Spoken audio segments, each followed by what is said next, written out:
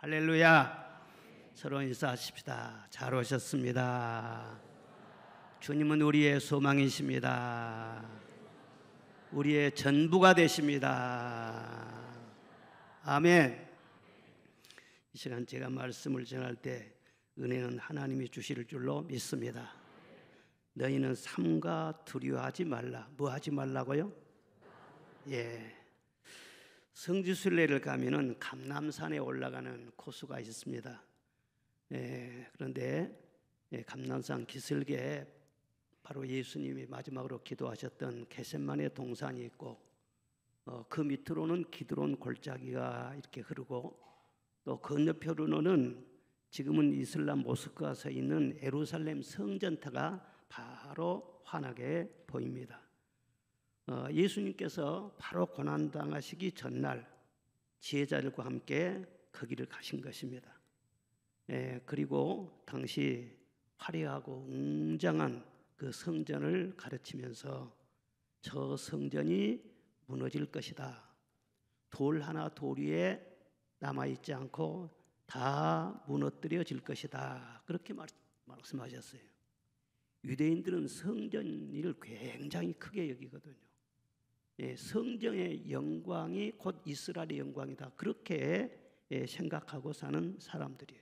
그리고 저 성전을 중심으로 해서 앞으로 메시아 왕국이 이루어질 것이다. 그렇게 믿고 그 성전을 크게 여기는데 성전이 무너진다. 이건 완전히 이스라엘의 멸망일 뿐만 아니라 세상의 끝인 거예요. 이것은 더 이상 기대가 없는 거예요. 그때 제자들이 조용히 물었습니다. 주님, 우리에게 일러주십시오. 어느 때 이런 일이 있겠사오며 또 주의 임하심과 세상 끝에는 무슨 징조가 있겠습니까? 그러자 예수님은 성전만 무너진 것이 아니야. 난리와 난리 소문을 듣게 될 것이야. 민족이 민족을, 나라가 나라를 대적하여 일어나겠고 곳곳에 기근과 지진이 있을 것이다. 그러나 그것도 재난의 시작일 뿐이야. 더 큰 환란이 앞으로 계속해서 일어날 것이다. 그렇게 말씀하셨어요. 예수님 예언대로 다 됐지요. 그 성전요 무너졌어요. AD 70년에 로마의 티토 장군이 그 예루살렘을 3년 동안이나 포위를 했습니다. 그렇게 해서 기어이 예루살렘 성을 함락하고 처참하게 그 성전을 무너뜨렸습니다. 그 성전은 대단했어요. 황금으로 지붕을 씌우고 하얀 대리석으로 지은 성전이었어요. 그리고 돌 위에 돌 사이에 보석을 다 숨겨놓은 거예요. 그래서 군인들이 그것을 찾아내기 위해서 돌 하나하나를 다 무너뜨렸습니다. 그리고 그 이후에 예수님 말씀하신 대로 난리가 계속 이어진 거예요. 그 이후로 지구촌은 조용한 적이 한 번도 없습니다. 많은 재난과 큰 혼란이 있었어요. 요즘도 지구촌 전역이 비상이지 않습니까? 난리의 소문, 전쟁과 곳곳에 기근과 지진과 화산 폭발, 요즘에 아주 급하게 또 회자되고 있는 지구 열대화, 그래서 빙하가 급속도로 녹아지면서 바닷물이 계속해서 해수면이 높아지는 거예요. 그리고 저지대는 침수가 되고 섬들이 사라지는 그런 일들이 현재 빠르게 진행되고 있습니다. 전쟁을 원하는 사람은 아무도 없죠. 그런데 전쟁의 위험이 곳곳에 도사리고 있는 거예요. 앞으로 큰 전쟁이 정말 일어나면 인류는 종말을 맞이할지도 모른다. 그런 두려움이 사람들 마음속에 다 있는 것입니다. 그리고 이 전쟁과 기후 위기는 곧 식량 위기로 이어져요. 우리나라가 지금 배부르게 잘 먹고 살고 있지만 사실 우리나라 식량 자급률은 20%밖에 되지 않습니다. 80%는 다 외국에서 수입에다 먹고 사는 거예요. 그런데 세계 도처에 기근이 많아질 것이다. 무서운 지진과 화산 폭발이 터지게 될 것이다. 즉 종말의 말기 현상이 지금 계속 일어나고 있습니다. 도덕적인 타락은 말할 것도 없습니다. 이것이 종말이 일어날 현상이라고 예수님께서 낱낱이 가르쳐 주셨어요. 하나님은 평안도 지으시고 환난도 지으시는 전능하신 하나님이신데 왜 이런 환란이 일어난 것을 보고만 계실까? 또 앞으로 더 큰 환란이 있을 것이라고 말씀하셨을까? 아니, 있어야 된다고 말씀을 하셨을까? 예수님께서 그 말씀 다음에 하시는 말씀이 뭔 줄 아세요? 그러므로 너희는 삼가 두려워하지 말라 그랬어요. 이 삼가라는 말은 조심하라는 거예요. 언론에서 아무리 떠들어낸다 할지라도 너희는 조심하라는 거예요. 얼마나 세상 사람들이 소란 떨고 야단 법석 떨고 호들갑 떨고 그러지 않겠어요? 그러나 너는 그리스도이냐? 너는 조심하라는 거예요. 함부로 흥분하고 함부로 소란스럽게 그렇게 말하지 말고 놀라지 말고 이 모든 일이 있어야 너희의 구원이 이루어진다는 거예요. 그러면서 몇 가지 당부의 말씀을 하십니다. 첫째는 뭐냐 그러면은 그리스도를 만날 기회가 된다는 거예요. 자, 마태복음 24장 14절을 보겠습니다. 시작. 이 천국 복음이 모든 민족에게 증언되기 위하여 온 세상에 전파되리니 그제야 끝이 오리라. 아멘. 이 천국 복음이 모든 민족에게 증거된다는 거예요. 이런 재난 속에서, 환난 속에서요. 유대인들은 성전이 구원이고 곧 하나님 나라라고 생각한 그런 민족인데 헤롯 왕이 유대인들의 마음을 얻기 위해서 이 거대한 성전을 건축을 했어요. BC 19년에 시작해서 82년 동안 공사를 진행했습니다. 아주 어마어마한 건물이에요. 헤롯 성전을 보지 않고는 아름다운 건축을 말하지 말라 할 정도로 그렇게 아름다운 그런 건축물인데 예수님께서는 이 성전을 무너뜨린다고 말씀하셨어요. 이 성전을 무너뜨려 버려라 그렇게 말씀하셨어요. 그럼 내가 3일 만에 다시 세울 것이다 그랬어요. 즉 성전을 우상처럼 떠받들지 말고 자랑하지 말라. 성전이 구원한 것이 아니야. 바로 내가 구원자야. 내가 그리스도야. 그 말한 것 때문에 예수님을 사람들이 죽이려고 아주 작정을 했어요. 그들은 예수를 죽여서라도 성전을 지키려고 했어요. 예수님 말씀이 무슨 말이에요? 예수님의 구원으로 이 세상에 오셨지요. 그 모든 성전들은 다 예수님의 하나의 표지요. 그래서 내가 너희를 위해서 죽을 것이고 3일 만에 부활할 것이다. 3일 만에 다시 살아날 것이다. 3일 만에 성전을 세운다 그 말씀인데 그것을 곡해해가지고 성전을 무너뜨릴 사람이다. 그래가지고 죽이려고 한 거예요. 그 후로 다시는 성전이 세워지지 않고 있습니다. 지금은 서쪽 벽 일부만 통곡의 벽이라고 해서 남아있는데 유대인들은 지금도 오직 성전이 로망이에요. 계속 성전 짓기를 위해서 그 예루살렘 등을 탈환하려고 십자가 전쟁도 일으켰고 계속 시도하고 있어요. 다시 세우려고 하지만 거기는 지금 이슬람이 잡고 있기 때문에 자기 뜻을 이루지 못해요. 그리고 언젠가 메시아가 저 성전에 오실 것이다. 그래서 성전만 세우면은 메시아 왕국이 올 것이다. 그렇게 생각을 하고 다 준비까지 해놓고 지금 기회만 보고 있는 것입니다. 만약에 유대인들이 성전을 세우면은 막 큰 전쟁이 일어나니까 지금도 그들은 예수님을 철저히 배제해요. 오로지 성전이에요. 유대인들 중에서 지금 메시아닉 주스들이 많이 돌아옵니다. 유대인들 중에서 예수님 믿는 사람이 많이 돌아와요. 그런데 이스라엘의 극단적인 사람들은 그들을 테러를 가합니다. 그리고 집회하는 것을 방해하고 그런 현상이 지금 이 이스라엘에 일어나고 있는 것입니다. 철저하게 예수님을 배제하는 거예요. 구원자로서. 여러분, 예수님은 그리스도입니다. 예수님이 구원이십니다. 예수님 외에는 없습니다. 우리도 예루살렘 성전은 아니지만 각자 나름대로 의지하고 힘으로 삼고 있는 그런 것들이 있어요. 이거 무너지면 큰일이지. 절대 안 돼. 그런 게 있단 말이에요. 내 건강, 내 젊음, 지위, 재물, 명예, 어떤 사람을 막 의지한다든가 그런 게 다 있는 거예요. 그게 무너지면 인생 전체가 다 무너지는 것처럼 그렇게 충격을 받는 것이 있어요. 그런데 헤롯 성전이 무너져야만이 참 성전이신 예수님을 만날 수 있는 것처럼 내가 믿고 의지하는 그 무언가가 무너져야만이 오직 그리스도만 구원이시라는 것을 다시 한번 고백하게 되고 주님 한 분만 철저하게 의지하게 된다는 거예요. 그래서 우리의 구원을 위해서 이런 과정이 필요하다 말씀하셨어요. 해산의 진통이 있어야 새 생명이 태어나듯이 우리 인간에게는 고통과 슬픔, 절망과 실패, 이런 여러 가지 아픔과 무너짐을 통해서 정말 구주를 찾게 되고, 그래서 예수님을 발견하게 되고 예수님 밖에 없다고 진실한 고백을 하게 되고, 이런 인생의 사연이 없이 예수님 만나는 사람은 아무도 없습니다. 뭔가 이유가 있기 때문에 예수님을 간절히 갈망하고 찾는 것입니다.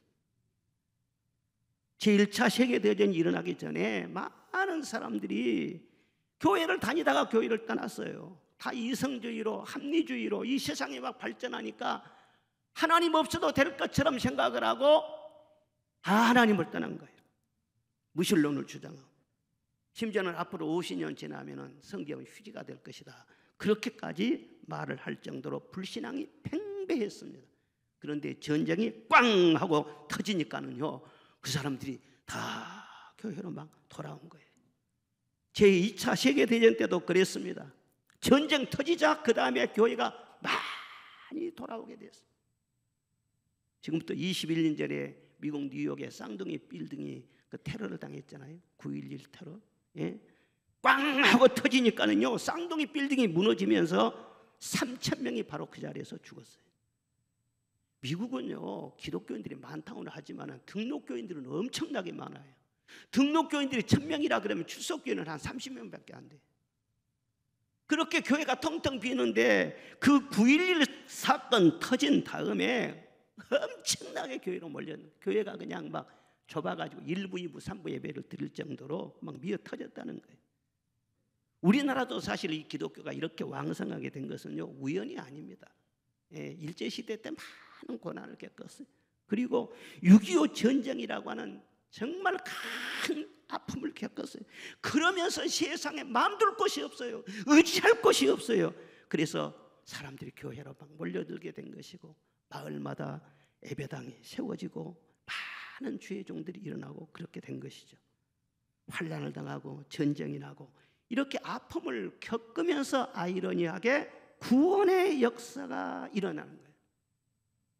통계적으로 보면 그런 일이 있습니다. 한 주택에서 4대 이상 사는 가정, 한 주택에서 4대 이상 사는 가정이라면 굉장히 부잣집이에요. 잘 사는 집들이고. 그런데 그런 집안에서는 예수 믿지 않을 가능성이 90%라는 거예요. 예수 안 믿어요.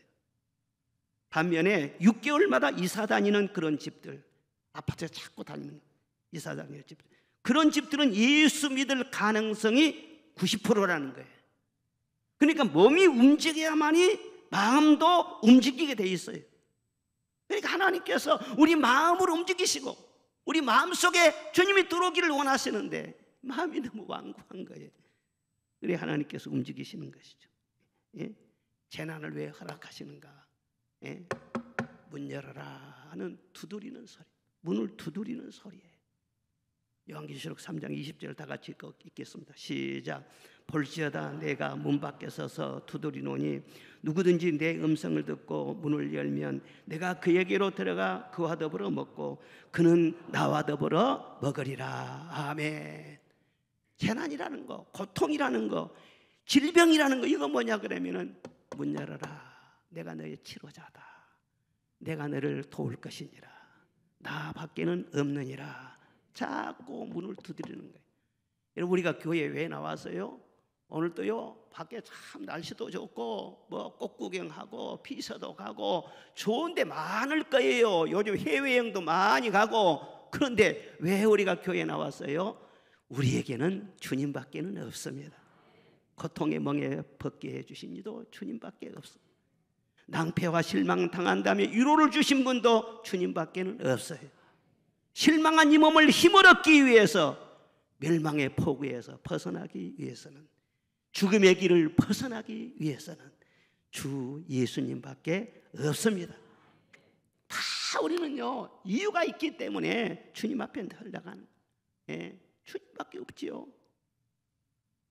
우리 인생이 병들면 안 되죠. 실패하면 안 되죠. 절대 끔찍한 어려운 일 당하면 안 되죠. 그런 일이 있으면 안 되죠. 그런 일이 있으면 안 되죠. 그런데 주님이 뭐라고 하셨어요? 그런 일이 있어야 된다는 거예요. 그런 일이 있어야 된다는 거예요. 여러분, 그렇지 않아도 네가 붙들고 있는 그것은 언젠가는 무너질 거예요. 그런데 미리서 무너지는 아픔을 통해서 구원을 시작하게 하시고 영원한 집을 세우는 기초를 놓게 하시고 하나님께서 우리 구원을 위해서 이런저런 아픔도 허락하신다는 것, 이걸 절대로 잊으면 안 되는 것입니다. 무슨 아픔이 있고 외로움이 있고 어떤 사정이 있을 때는 주님이 내게 가까이 다가오셔서 내 문을 두드리는 그런 시간이라는 것을 생각하고 피하지 말고 늘 주님께 마음의 문을 열어드시기를 바랍니다. 내가 주님을 영접하기를 원합니다. 내 중심에 오시기를 원합니다. 찬송가 한 장 한 장이 얼마나 은혜스러운지 몰라요. 찬송가 529장 1절에 보면 한번 다 불러봅시다. 온유한 주님의 음성 내 귀에 속삭이네. 내 마음 문을 두드리니 곧 주님을 영접하라. 피하지 말라. 피하지 말라. 우리가 곁길로 피해도 맘속에 오시리. 심판날 당할 때 주님을 너 맞을 준비해. 맘속에 주님을 영접하라. 주 영접하라. 아멘. 피하지 말라고 하잖아요. 마음속에 주님을 영접하라고 하잖아요. 주님 접니다. 내 마음에 오세요. 내 마음속에 영접하기를 원합니다. 그래서 주님 한번 탁 붙잡으면 주님은 나의 전부가 되시고 나의 보배가 되신다는 거예요. 정말 그러지만은요, 이거 무슨 끝날이 올라나, 뭐 인류의 종말이 올라나, 이게 너무나 무서워할 일이 아니라는 거예요. 하나님은요 알파와 오메가시고요 처음과 나중이십니다. 우주의 시작과 끝도 하나님의 손에 있어요. 인류 역사의 시작과 끝도 하나님의 손에 있는 줄로 믿습니다. 그리고 이 역사를 운행하시면서도 끊임없이 우리 하나님은요 시작도 하시고 끝도 내시고 또 시작하시고 끝내시고 끝내셨다가 또 시작하시고, 이 알파와 오메가의 하나님인 것을 늘 드러내시는 분인 것을 우리가 알아야 돼. 무너뜨리는 것은요 끝내는 거예요. 세우는 것은 다 시작하는 거예요. 그러니까 우리 인생 사 가운데서도 무너뜨리기도 하지만 그것이 끝이 아니야. 다시 세우시는 거예요. 아프게 하시다가 다시 싸매시는 거예요. 낮추게 하시다가 다시 높이시는 거예요. 슬픔을 주시다가 다시 웃게 하여 주시고 춤을 추게 하여 주시고. 그러니까 믿는 자, 주님과 함께 사는 사람은요 늘 알파와 오메가가 되시는 주님을 경험하게 되는 것입니다. 늘 새롭게 시작하시는 주님을 만나게 되는 거예요. 이게 행복인 거예요. 그리고 두 번째, 왜 이런 일이 있어야 되느냐? 믿음을 굳게 할 기회가 되기 때문인 것입니다. 믿음을 어떻게 한다고요? 굳게 할 기회가 되기 때문이다. 4절 5절 읽겠습니다. 시작. 예수께서 대답하여 이르시되 너희가 사람의 미혹을 받지 않도록 주의하라. 많은 사람이 내 이름으로 와서 이르되 나는 그리스도라 하여 많은 사람을 미혹하리라. 아멘. 나는 그리스도라. 가짜가 나와가지고는요 미혹한다는 거예요. 내게로 오라고. 오라고. 참 종교를 보면 거짓 공자는 없어요. 거짓 부처도 없고 거짓 알라도 없어요. 그런데 거짓 그리스도는요 왜 그렇게 많은지 몰라요. 그런데 이 이단의 공통점이 무엇인가 하면 전부 다 내가 메시아래.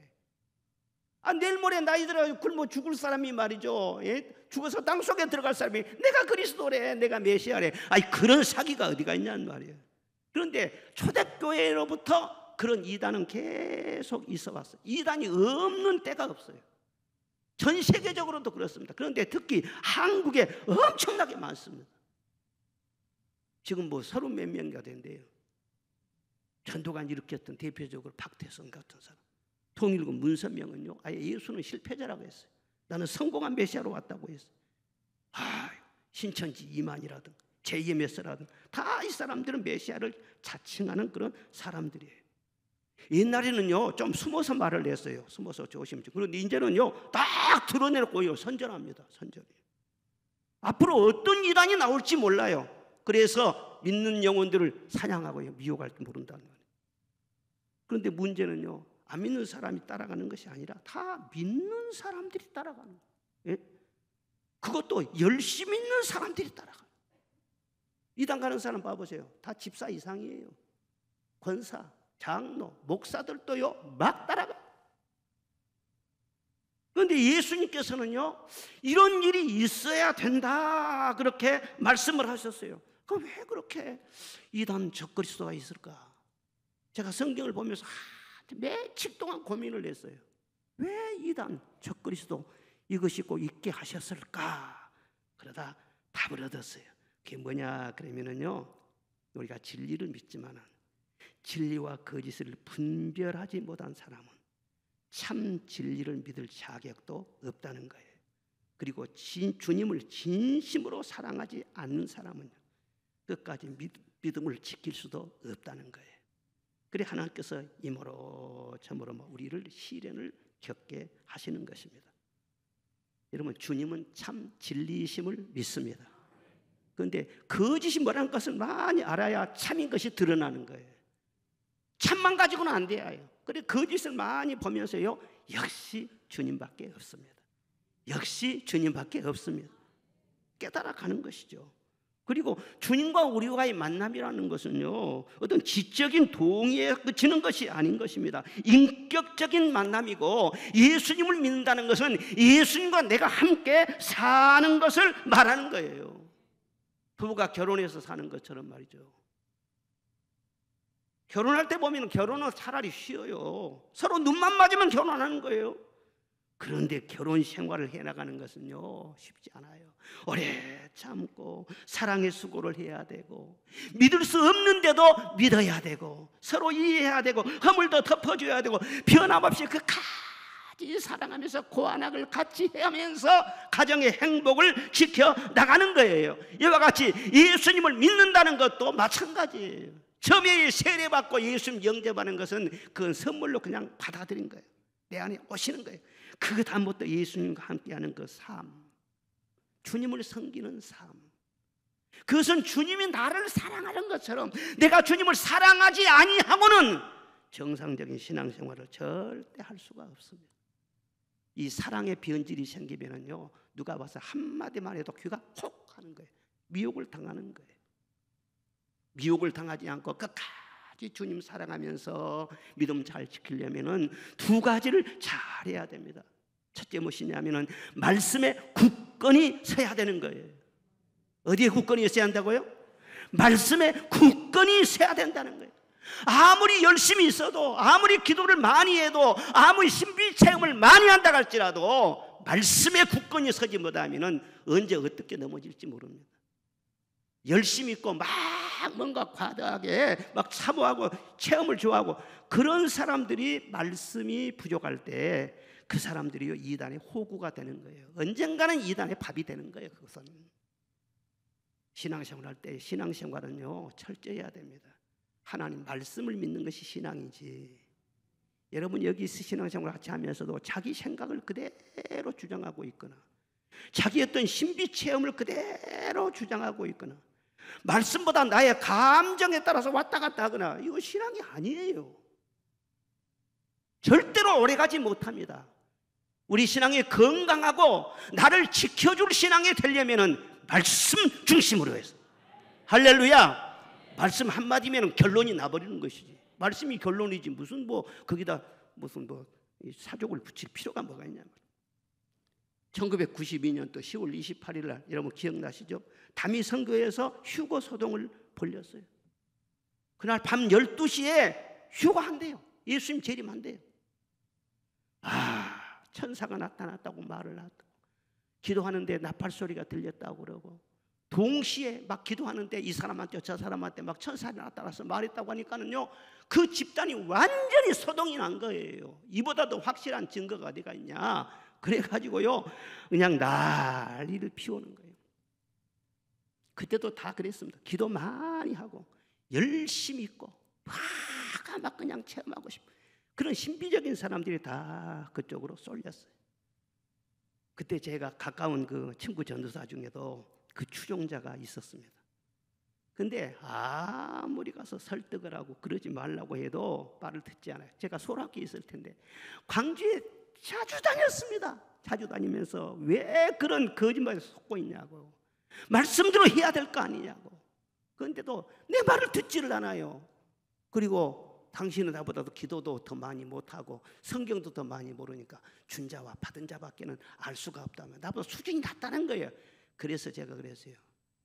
그날과 그 시는 아버지도 모르고 아들도 모르고 천사도 모르고 아버지만 안다고 했다. 성경 말씀이다. 그런데 누가 아냐? 아니 천사들이 와서 들려줬다는 거예요. 나팔 소리 들렸다는 거예요. 그래서 내가 속으로 그랬어요. 예의 나쁜 놈 자식. 내가 8번 찾아다니면서 권면을 했어요. 끝까지 안 들었어요. 40년 넘도록 상종을 하지 않습니다. 아주 불쌍하게 돼버렸어요. 아니 말씀 한마디면 해결될 일 같고 왜 말씀을 믿지 않습니까? 그날과 그 시는 아무도 모른다고 했는데 지가 안다고요?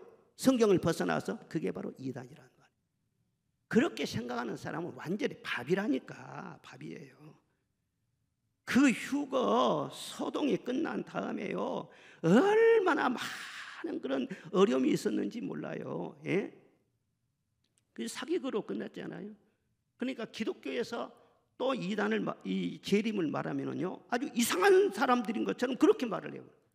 기독교의 신앙은 말이죠 재림을 사모해야 열심도 생기고 성령 충만도 받고 깨어있는 그런 신앙이 되는 것입니다. 그런데 그런 그 거짓 때문에 재림을 말하면 이상한 사람인 것처럼 그렇게 지금 취급이 되어버린 거예요. 그렇게 분위기가 형성이 되니까 교회 신앙이 그때부터 확 식어진 거예요. 재림 말이 쏙 들어가 버렸어요. 그리고 기독교가 힘을 잃게 됐어요. 1992년도 휴거 소동이 기독교 부흥에 찬물을 끼얹는 해악을 끼친 것입니다. 왜? 말씀 한 구절을 붙잡지 않았기 때문에. 확실하게 말씀이 있는데도 그 말씀을 무시하고 자기 체험을 앞세우다가 그렇게 부끄러움을 당한 거예요. 여러분 요즘도 그렇습니다. 뭐 말세, 종말 그래가지고 이단들은 아예 말세파리로 사는 사람들이고 많은 사람들이 여기에 집중을 하고 몰입을 하고 말들을 하고 그렇습니다. 그래서 징조를 봐라. 때가 가깝다. 물론 예수님 말씀이 다 있어요. 그런데 징조라는 것은 성경에 보면은요 지금까지도 엄청나게 많이 있어 왔어요. 지금도 많이 있어요. 앞으로도 많이 있을 거예요. 징조에 대해서는 더 이상 말할 것도 없이 지금 많이 드러나고 있어요. 그리고 때에 대해서는 아무도 모른다고 해서 천년이 하루같이 하루가 천년같이 주님께서는 나를 관리하십니다. 그러므로 재림론에 대해서는 언제나 말씀한 게 뭐냐면은 날마다 깨어 있으라는 거예요. 날마다 주님 만날 준비하라는 거예요. 그래 말씀에 굳게 서야 할 뿐만 아니라 또 한 가지 뭐냐면 성령 충만해야 돼. 아멘. 부부가 서로 사랑하고 행복해야만이 바람이 나지 않지. 남편이나 아내나 둘이 따끈따끈하게 행복하게 살아보세요. 자기 남편이 좋은데 무슨 눈바람이 나. 이와 같이 예수 믿는 것도 그런다니까요. 예수님 안에 살면서 행복하게 살아야 돼. 기쁨이 넘치고 감사가 넘치고 너무너무 좋아. 그런데 누가 이단이 와서 충고해 보세요. 이렇게 좋은 예수님인데 누가 말하면 듣겠어요? 저리 가라고 그러지. 그런데 우리 예수님은 그리스도인데 그리스도는 이론만이 아니라 실제적으로 나의 그리스도임을 우리가 체험하면서 살아야 되거든요. 사진만 보고 부부 생활하는 사람이 어디가 있어요? 이론만 보고 신앙생활하는 사람이 어디가 있어요? 예수님을 그리스도라고 고백했으면 실제로 날마다 나의 그리스도가 되심을 고백하면서 체험하며 살아야 돼. 그리스도라는 것은 3가지 뜻이 있어요. 첫째는 내 죄짐을 맡아주시고, 둘째는 내 앞길을 인도해 주시고, 그 다음에는 나를 보호하시고 다스려 주시는 영원하신 나의 하나님이십니다. 이런 뜻이 있는 거예요. 그러니까 정말 예수님을 나의 그리스도로 모시고 그분 안에 산다 할 것 같으면요, 다 내 죄짐을 맡아주시고 내 인생의 무거운 짐도 주님이 맡아주시고 내가 기도하기만 하면 하나님께서 응답해 주시고 여러모로 내 손을 잡아주시고 도와주시는 그런 따끈따끈한 하나님의 은혜를 체험을 해야 돼. 기도 응답을 체험을 해야 돼. 그런 사람이요 흔들림이 없지요. 그리고 나를 인도하시고 내 인생길을 늘 가르쳐주는, 정말 우리 주님을 섬길 때 진정 기쁨 어디가 있어요? 주님은요 나의 모든 인생길을 인도해 주세요. 나는 내일도 몰라요. 그런데 주님은 저 미래까지 내다보시고는요 미리서 기도하게 하시고 미리서 준비하게 하시고 한 걸음 한 걸음 계속해서 인도해 주시는 거예요. 그러니까 예수님은 처음 믿을 때는요 진짜 좋기는 좋지. 그런데 10년 믿으면요 처음 믿을 때보다 훨씬 좋아요. 30년 믿으면 훨씬 좋아요. 갈수록 더 좋아요. 왜? 나를 인도해 주신 주님의 그 팔자취가 있잖아요. 제가 잘 아는 분 한 분이 있는데 그분 간증입니다. 그분은요 아주 부잣집에 귀한 딸로 태어났어요. 예. 그래가지고 자기 어머니가 그 딸 자랑을 하면서 나는 우리 딸 서울대 보낸다고, 서울대학 보낸다고, 그리고 동네방네 자랑하고 그러고 다녔단 말이에요. 그런데 4살 때 그 어머니가 딸꾹 세상을 떠나게 됐어요. 큰 슬픔을 당했어요. 그런데 늘 어머니에 대한 그리움이 그냥 마음이 고픈 거예요. 그냥. 근데 조금 자라면서는요, 그래 집안이 넉넉하고 잘 사는 집안이라 일본에 유학길을 열어주었어요. 그래서 일본에 가서 공부할 수 있도록. 그런데 갑자기 또 집안에 꽝 하고 어려움이 터졌어요. 그래서 일본 유학 갈 수 있는 길이 다 막혀버렸어요. 그러니까 마음이 외롭고 늘 마음이 슬프니까는요, 일찍부터 교회를 다녔어요. 교회를 산 넘어서 다니면서 늘 찬송을 불렀다는 거예요. 나의 갈 길 다가도록 예수 인도하시니 어려운 일 당한 때도 족한 은혜 주시네. 그 찬송을 날 부르면서 신앙생활한 거예요. 아유, 그러다 말이죠, 아주 사랑하는 여동생이 하나 있었는데 그 동생이 또 갑자기 천국 가는 그런 슬픔을 겪기도 했어요. 결혼이라고 했는데 축복받으면서 결혼을 해야 되는데 가난한 집으로 결혼한다고 눈총을 받으면서 얼마나 서럽게 결혼을 해. 결혼하면서도 고생이 많지, 가난하지, 질병으로 고통당하지, 환랑풍파 많이 겪지, 험한 세월을 살아왔어요. 그런데요 수십 년이 지난 다음에 지금은요 왕비가 부럽지 않을 정도로 복을 많이 받고 살고 있어요. 할렐루야. 왜? 그 어려운 고비고비만 있다면요 상처밖에 남지 않습니다. 그런데 그 찬송한 대로 나의 앞에 반석에서 샘물나게 하시네.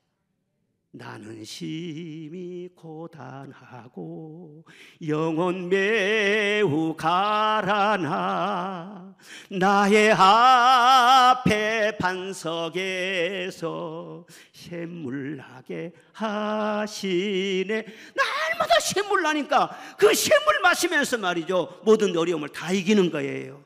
질병도 이기고 외로움도 이기고 가난도 이기고.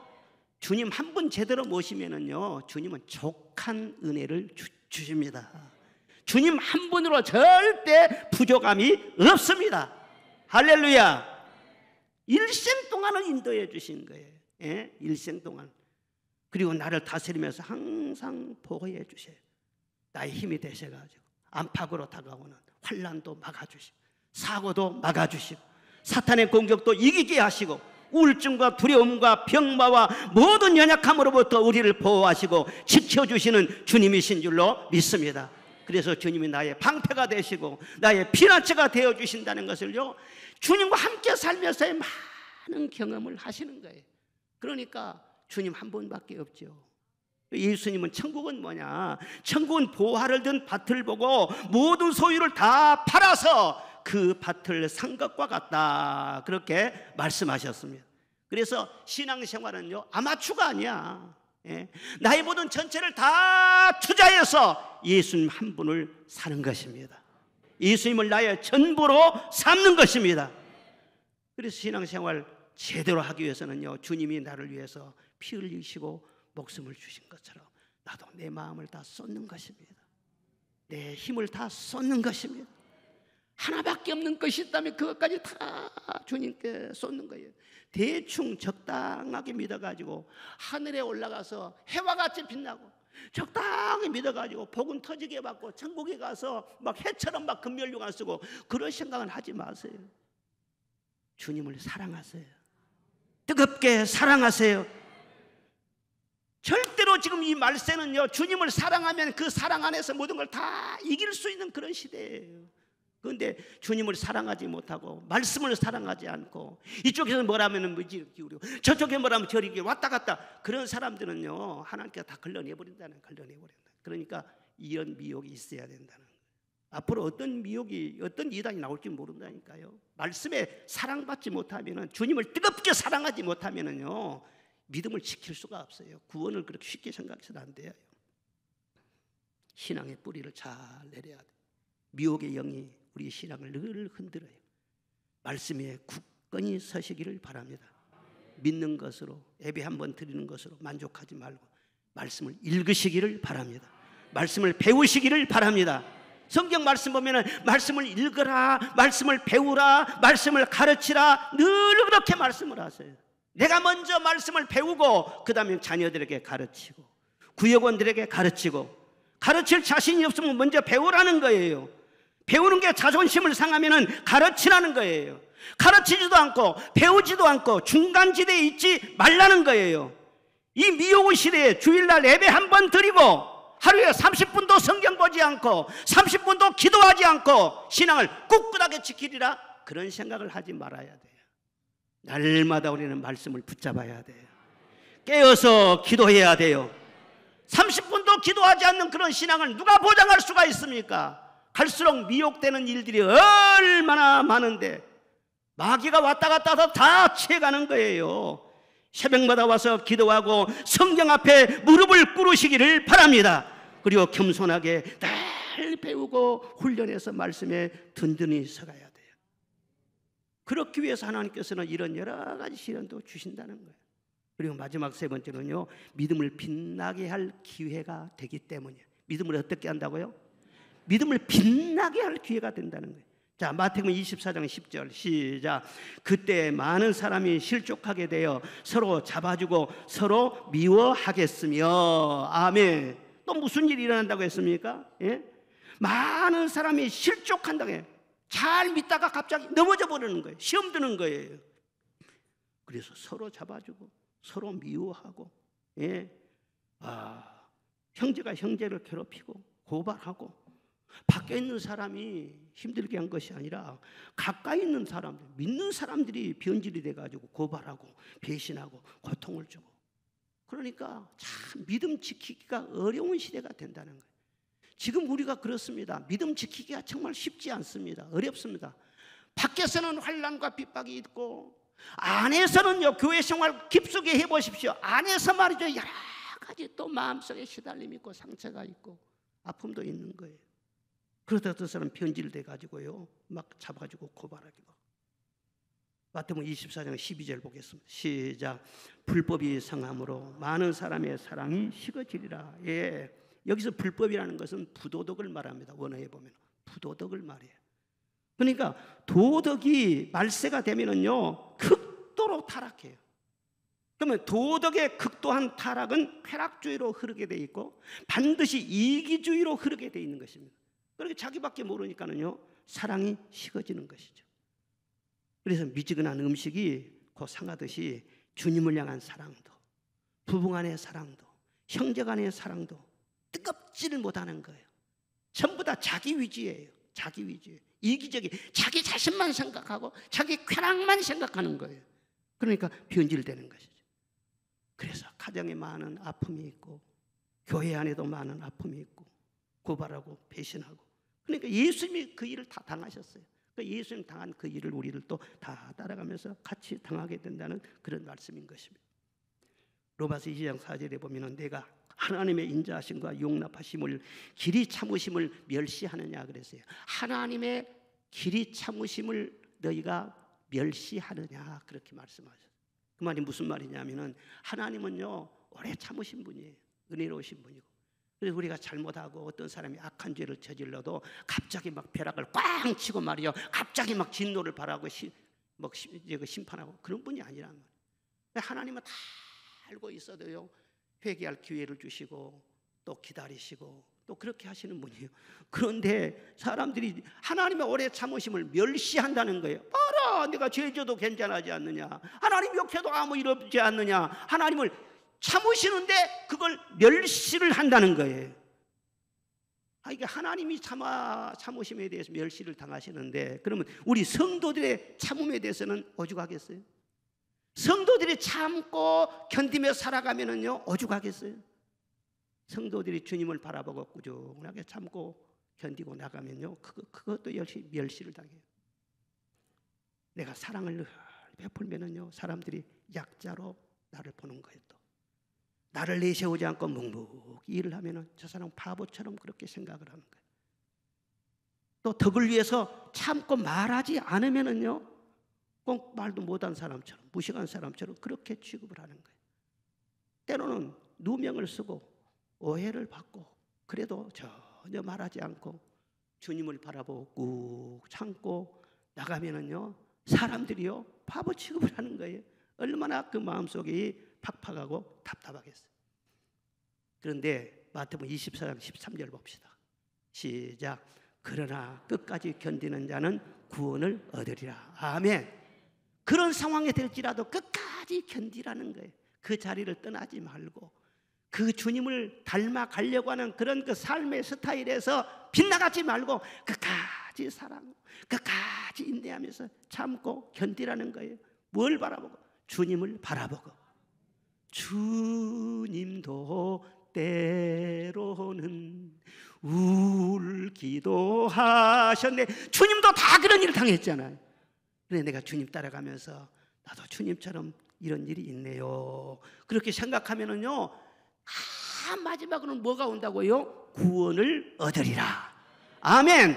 모든 것이 다 밝혀진다는 거예요. 우리나라에 참 귀한 목사님들이 많이 계시는데 토론토 큰빛교회 임현수 원로 목사님 아마 아시는 분들이 많을 거예요. 유튜브에도 많이 나오고 그러니까. 그런데 이분이 북한을 자주 다니면서 사랑 실천도 하고 그랬는데 그 잘못돼 가지고 북한에 체포돼서 억류를 당한 일이 있었어요. 그래서 인민 재판을 이렇게 받게 됐는데 그 재판에서 말이죠 사형 선고를 받은 거예요. 150번이나 북한을 왔다 갔다 하면서요 정말 수백억을 갖다 쏟아 부었어요. 교인들이 헌금한 돈을 갖다가 다 그렇게 해준 거예요. 그런데 돌아오는 것이 죄를 진 것도 아니야. 그런데 사형 선고라는 거예요. 얼마나 억울했겠어요. 얼마나 큰 충격을 받겠어요. 그래서 눈을 꼭 감고 그 순간 기도를 드렸답니다. 그런데요 갑자기 기도하는 순간에요 환상이 쫙 열리더니 예수님이 십자가에서 피 흘리시면서 고난당하신 모습이 쫙 보이더라는 거예요. 예수님이 침뱉음 당하시고 뺨을 맞으시고 정죄를 당하시고 채찍에 맞으시고 가시에 찔리시고 피 흘리시면서 신음하시는 그 모습이 환상에 역력히 보이더라는 거예요. 그래서 내가 사형 선고 받은 그것도 잊어버리고 얼마나 큰 충격을 받았는지. 주님, 나는 허물 많은 죄인이기 때문에 이런 일을 당할 수 있지만 주님은 의로우신 분이신데 흠이 없으신 분이신데 왜 그런 일을 당해야 되십니까? 주님 그러다가요 환상이 다 지나갔어요. 그래서 주님이 그 고난 당하신 모습 다 보니까는요 그 다음에는요 그 고난과 두려움이 깃털처럼 가벼워졌다. 내가 당한 것은 이건 아무것도 아니구나. 그리고는요 오히려 얼굴이 밝아진 거예요. 그리고 찬송가가 생각나더래요. 겟세마네 동산에 주를 생각할 때에 근심이나 걱정을 외면할 수 있을까? 다 같이요. 나를 항상 버리고 주를 따라가겠네. 수치됨과 아픈 것 못 견딜 수 있을까? 길이 참고 묵묵히 주를 따라가겠네. 이 찬송을 부르면서요 엄청나게 은혜가 된 거예요. 그 후로 3년 동안 거기 머물면서 강제 노동도 하고 수감 생활을 하면서도 그 주님이 한 번 봤던 그 환상, 그것 때문에요 계속 힘이 난 거예요. 그래서 거기서 건강한 모습으로 수감 생활 다 마치고 하나님 은혜로 또 석방이 돼가지고 지금 말씀을 전하는 그런 사역을 감당하고 있는 것이죠. 그렇습니다. 주님을 진실로 생각하고 주님을 정말로 우리가 바라보고 주님을 정말로 의지한다면요, 사실 우리가 어떤 일을 당할지라도 못 참을 것이 없고 못 견딜 일이 없는 것입니다. 이것이 신앙의 힘인 것입니다. 내 힘으로 사는 것이 아닙니다. 내 의지로 참는 것이 아닙니다. 주님 때문에 참는 거예요. 주님이 주신 그 힘으로. 오래전 얘기인데 저 강원도 양양에서 나이 많은 그런 목사님 한 분이 혼자 목회를 하셨어요. 사모님도 없이. 옛날에는 북한에서 목회를 하시다가 내려오는 그런 목사님들이 계셨는데 가족은 오지 않고 혼자 홀몸으로 내려온 분들이 여러 분 있어요. 저도 아는 분들이 많아요. 그 내려와가지고는 북한에 사모님이 계시니까 가족들하고 그냥 결혼 안 하고 그냥 홀몸으로 그냥 이렇게 목회를 하신 거예요. 그런데 얼마나 또 불편한 것도 많지 않겠어요? 그래서 장로님들이 보고 목사님 아무래도 안 되겠습니다. 그냥 어린 아이라도 하나 데려다가 그렇게 좀 키워보시죠.